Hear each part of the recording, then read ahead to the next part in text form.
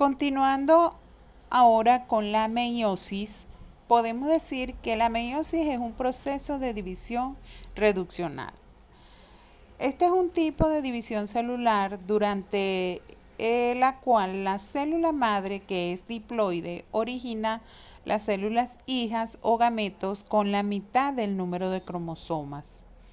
En los organismos pluricelulares, las células somáticas proceden del óvulo fecundado o cigote, el cual se multiplica por mitosis.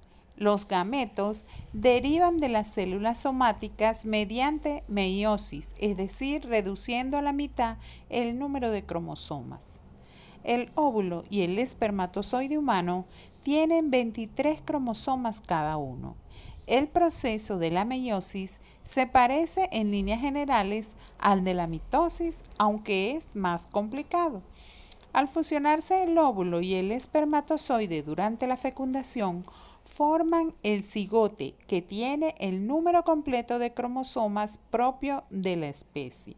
La reducción del número de cromosomas que precede a la formación de los gametos tiene como finalidad mantener constante el número de cromosomas de la especie. Así se evita que se duplique en cada generación. Aunque la meiosis se efectúa en forma ininterrumpida, como un proceso único y continuo, para su estudio se ha dividido en fases o etapas. Las fases que tienen lugar durante la meiosis se parecen a las de la mitosis. La meiosis, que se cree ha evolucionado de la mitosis, utiliza en gran parte el mismo proceso celular. No obstante, las diferencias son importantes. Durante la meiosis podemos hablar de una primera división meiótica y una segunda división meiótica. La primera división meiótica comprende 4 etapas: profase 1, metafase 1, anafase 1 y telofase 1. Durante la profase 1, que se parece a la profase de la mitosis, se produce una serie de subfases. Así tenemos el leptoteno, donde los cromosomas aparecen muy delgados y filiformes y constan de 2 cromátidas. El cigoteno, donde los cromosomas comienzan a unirse por pares, proceso que recibe el nombre de sinapsis. Los cromosomas homólogos se emparejan e intercambian material hereditario. Durante el paquiteno se completa el apareamiento de los cromosomas homólogos y se forma una especie de matriz a su alrededor. A veces se enroscan y entrecruzan y hasta pueden intercambiarse fragmentos de cromátidas, lo cual constituye un hecho importante en la herencia.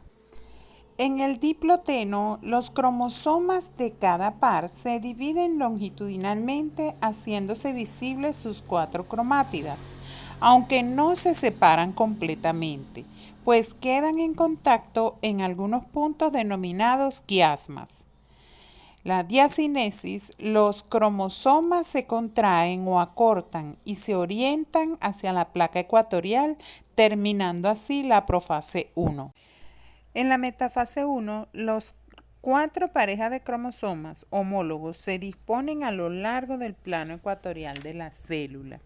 El uso acromático ya se ha formado y sus fibras se unen a cada cromosoma homólogo por el centrómero. En esta fase se desintegra la membrana nuclear. En la anafase 1, los cromosomas homólogos, cada uno con 2 cromátidas, se separan y emigran hacia los polos de la célula. El centrómero no se divide. Durante la telofase 1, los cromosomas en número haploide se disponen en cada polo de la célula. Cada cromosoma posee 2 cromátidas unidas al centrómero. Se forma la membrana nuclear alrededor de cada juego de cromosomas. Esta etapa es corta y algunas células no la presentan. Cada núcleo resultante contiene solamente la mitad del número de los cromosomas de la célula madre. Estos cromosomas son probablemente diferentes a cualquiera de los de la célula original, debido a los intercambios que tuvieron lugar durante el entrecruzamiento. La interfase que sigue a la primera división meiótica se diferencia de la que precede a la mitosis y a la primera división meiótica en un aspecto básico, y es que no tiene lugar duplicación del material cromosómico.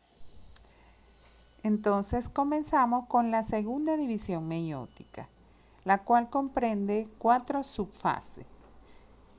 Y estas se asemejan mucho a las de la mitosis.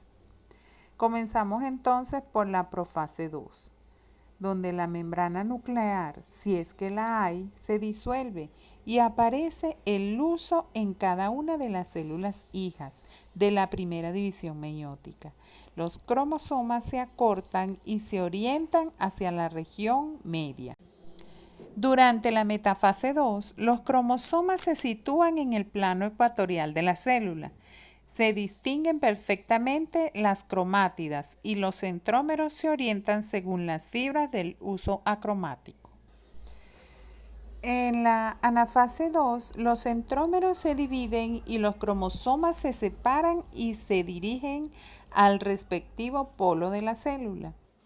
Durante la telofase 2 se forma la membrana nuclear alrededor de cada grupo de cromosomas y se divide el citoplasma de cada célula. El resultado de todo este proceso es la formación de 4 células hijas, cada una de las cuales tiene la mitad del número de cromosomas de la célula madre, o sea que son haploides.